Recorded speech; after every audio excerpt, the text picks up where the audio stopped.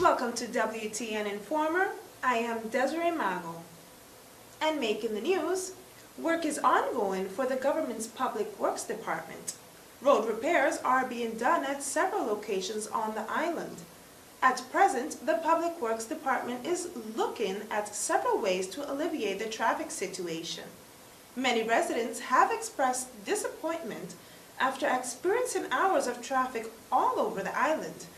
Head of Public Works Claudius Boncamper gave more details to WTN Informer on Thursday. Right now, some time back we signed a contract with the contractors in regards to the garbage collection and the district improvements.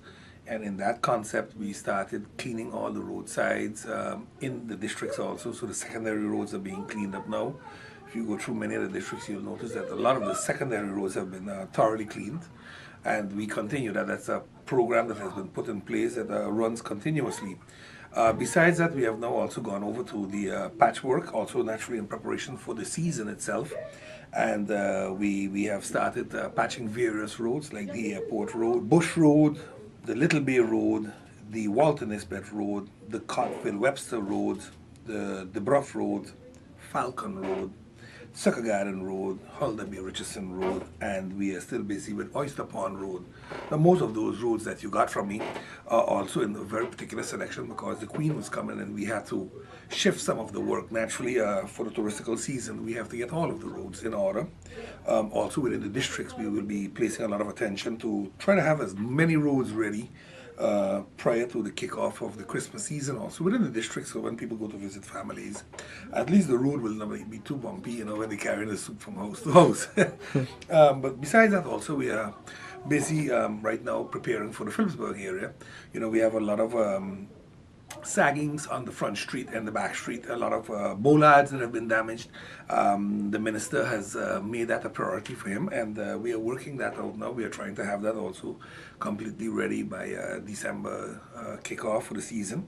And naturally the Cyrus Water Square, we have to have fully operational, that it is well protected and closed off so that tourists can comfortably walk and that traffic is not obstructed, or people are not being put into danger because of people parking on the square or parking too close to the road in that area. So we are working on that diligently right now, and then we'll take it from there as we go along with the works on Front Street and Back Street. Now, with the season, as you mentioned, traffic has been a situation for quite some time now, a couple of months. Do you foresee, with the busy season coming up, how we can fix that? And traffic has not been a problem for the last months. Traffic has been a problem for the last years. Yes. I think to sit here and say that we have a solution on hand would be stretching the truth a little bit. We have a problem that is bigger than just having too many cars on the road. I think we have to review, and I don't want to step into the minister's position right now, but I think that the ministry is looking very clearly at how we can do with the various traffic studies that we have now, alternative routings that we are looking at to see how we can alleviate naturally the heightened traffic boggles that we're going to get, seeing that the season is kicking in. You always have more tourists on the island, you always have more rentals on the road, there's more movement on the road, and it's something that we're going to have to look at very carefully. But I think it's going to be also how we regulate the traffic and how many bodies we put on the streets to regulate the traffic. I think that's the alternative we are going to have to be looking at, than only saying we're going to open this road or divert the traffic here, divert it there. I don't think that is going to be the only solution to look at anymore. And how soon will that happen? The ministry is presently working that out already. And then we'll take it from there. Once we get the final approvals with our minister, we will take it from there.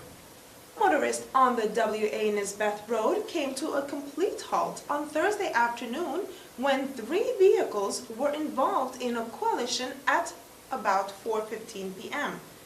A gray vehicle with the license plate P8467 was driving on the W.A. Nisbet Road when a white vehicle came through the intersection of the E. Camille Richardson Street and hit the gray vehicle, causing that car to hit a white Hyundai Accent. The 2 other vehicles encountered major damage also. Seen on screen is the police arriving to deal with the situation while onlookers were watching. One woman had minor bruises and waited for ambulance emergency services to tend to her wounds. The vehicles were towed and the owners waited for their respective insurance companies. No more injuries were reported up to press time.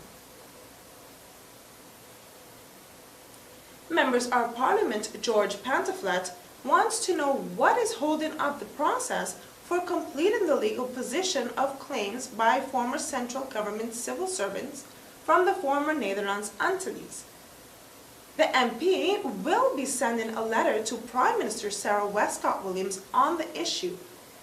The Member of Parliament is seeking clarification from the Minister of Finance Hiro Shigemoto and Minister of Justice Roland Duncan.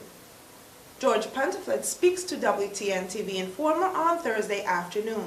Well, you see, the whole problem is this. I've been receiving complaints from many former central government employees regards to the legal status and, of course, cases filed against the former Netherlands Antilles.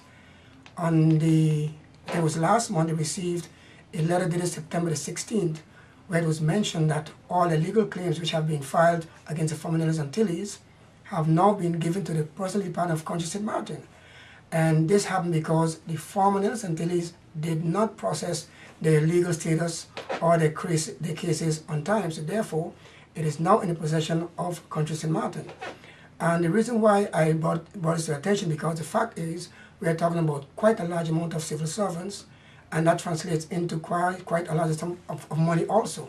So what I did, I plan to, as a matter of fact, send a letter to the Prime Minister, Ms. Sarah Westcott Williams, requesting information regards to how many persons have filed these claims and what is the status, and of course what is the financial cost involved, because they have until December the 1st, 2011 to file these claims. And I hope that because the deadline might come and go, that they do not lose their position, because they was told in the beginning that they will not lose their legal status, and whatever benefits they are entitled to, they will get it. All right, now, Mr. Pantaflat, I understand last year there was some cases by some former federal government workers that claims, and at the time Mr. Shigemoto and also the government at the time made some type of agreement with the civil servants.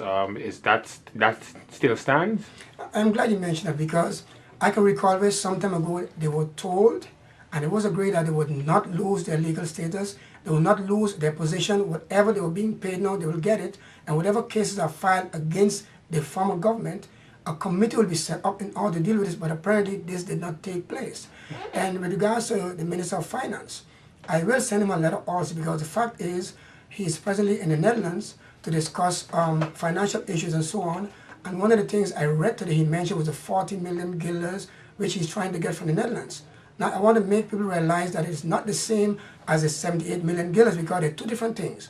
60 million guilders was put aside by the former Netherlands Antilles to deal with creditors of the former Netherlands Antilles, which means St. Martin, Sable, Statia, and the other islands.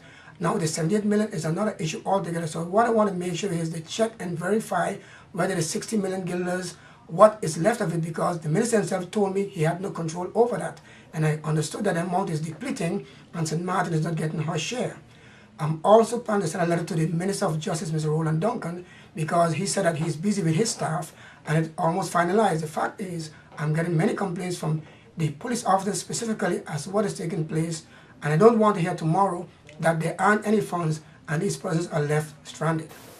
The Minister of Justice and the Minister of Public Health, Social Development and Labor have authorized the issue and renewals process for Brooks Tower applicants Category 2 permit holders.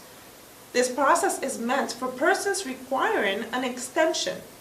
Employers with BTA permit holders working for them whose permits will expire in November will be contacted directly by phone to set up appointments.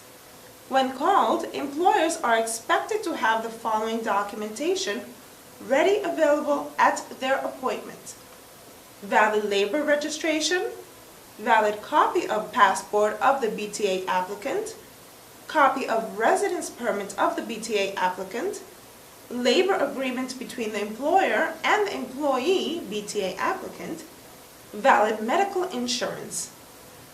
Please be reminded that a processing fee must be paid by the employer prior to receipt of permits. A payment order will be issued in advance. With regards to applicants expected of having submitted a request with a false employer, each person will also be contacted by phone to arrange an appointment.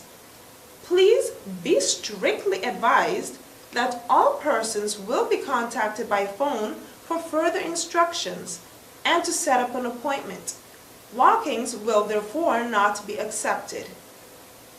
It was all about girl power on Wednesday evening when the Positive Foundation, in collaboration with Electra Mercedes Wyatt, hosted a movie night at the Megaplex Theaters in Simpson Bay.